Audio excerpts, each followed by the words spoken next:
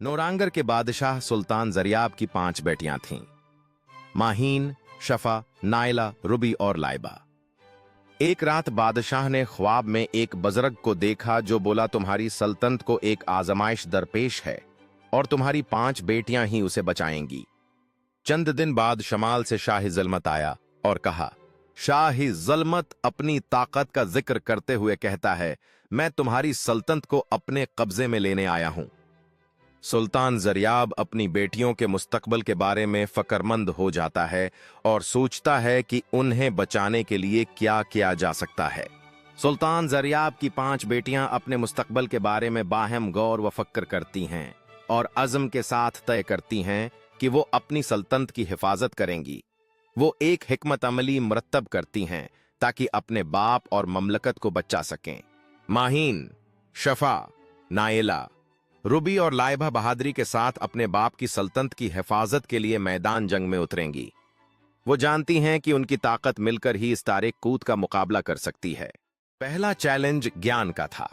शाही अंधकार ने मुश्किल सवाल किए, इतिहास, दर्शन और तर्क के। माहीन ने हर सवाल का सही जवाब दिया और ऐसे तर्क दिए कि शाही अंधकार चुप रह गया। वह बोला, ज्ञान में तुम जीत गई, लेकिन आगे और भी परीक्षाएं हैं। शाही अंधकार ने उसे चेतावनी दी, अब तुम्हें एक और चुनौती का सामना करना होगा जो तुम्हारी हिम्मत को परखेगा। माहीन ने अपनी आंखों में आत्मविश्वास भरते हुए कहा, मैं तैयार हूं। अंधेरे में से एक रहस्यमय आकृति प्रकट हुई जिसकी चमकती आंखें थीं और चारों ओर एक रहस्य का आवरण था। माहीन ने गहरी सांस ली और अपने चेहरे पर साहस और दृढ़ता के साथ उस अज्ञात का सामना करने के लिए खड़ी हो गई। रहस्यमय आकृति ने माहीन से एक पहेली पूछी जिसका जटिलता उसके चारों ओर घूमती हुई अनोखी प्रतीकों से प्रदर्शित हो रही थी। माहीन के चेहरे पर संदेह से निर्णय का परिवर्तन देखा गया जैसे ही उसने पहेली पर विचार किया और उसके चारों ओर चमकते हुए लेख प्रकट हुए। दूसरे दिन शफ़ा का इम्तिहान हुआ।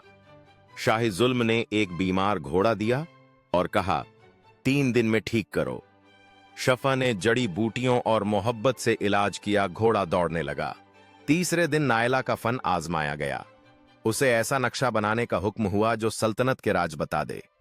नायला ने ऐसा शाहकार बनाया जो दुश्मन को उलझा दे और असली रास्ते छिपा दे। शाही ज़ुल्म ने दांत पीसे लेकिन मान गया। उसकी आंखों में कड़वाहट थी, पर नायला की प्रतिभा ने उसे मजबूर कर दिया कि वह उसके काम को स्वीकार करे। शफ़ा को खुशी हुई जब घोड़ा अब पूरी तरह से स्वस्थ होकर दौड़ने लगा। उसकी मेहनत और प्रेम ने उसे इस सफलता तक पहुंचाया। शाही ज़ुल्म ने शफ़ा को सम्मानित किया, उसकी चिकित्सा कौशल की सराहना करते हुए। शफ़ा की आंखों में गर्व और आभार था जब उसने राजा के सामने झुककर अपने काम को स्वीकार किया। नायला ने अपने नखरे का नक्शा शाही ज़ुल्म के सामने पेश किया। सभी दरबारी उसकी कलाकृति को ध्यान से देख रहे थे। उसने अपने नक्शे के छिपे रास्तों को बताते हुए आत्मविश्वास के साथ प्रस्तुति दी। चौथे दिन शाह ज़ुल्मत ने रूमी से कहा, ऐसा गाओ कि जंग रुक जाए। रूमी ने दिल को छू लेने वाली धुन गाई। सिपाहियों ने हथियार डाल दिए और शाह ज़ुल्मत की आंखों में भी आंसू आ गए। उसने कहा, यह आवाज तलवार से ज्यादा ताकतवर है। संगीत की जादुई शक्ति ने युद्ध के मैदान को शांति में बदल दिया। सिपाही अब रूमी की आवाज का जादू महसूस करते हैं, केवल उसकी धुन सुनते हैं। शाह ज़ुल्मत, जिन्होंने केवल ताकत का देखा था, अब अपनी आंखों में आंसुओं के साथ एक नए सच्चाई का सामना कर रहे हैं। शाह ज़ुल्मत एक घुटने पर बैठकर पछतावे के आंसू बहाते हैं जब वह रूमी का दिल को छू लेने वाला गीत सुनते हैं।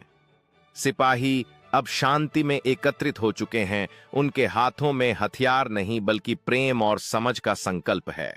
रूमी की आवाज ने सभी को एकजुट किया। सिपाही अब अपने मतभेदों को भुलाकर एक नई शुरुआत की ओर बढ़ते हैं।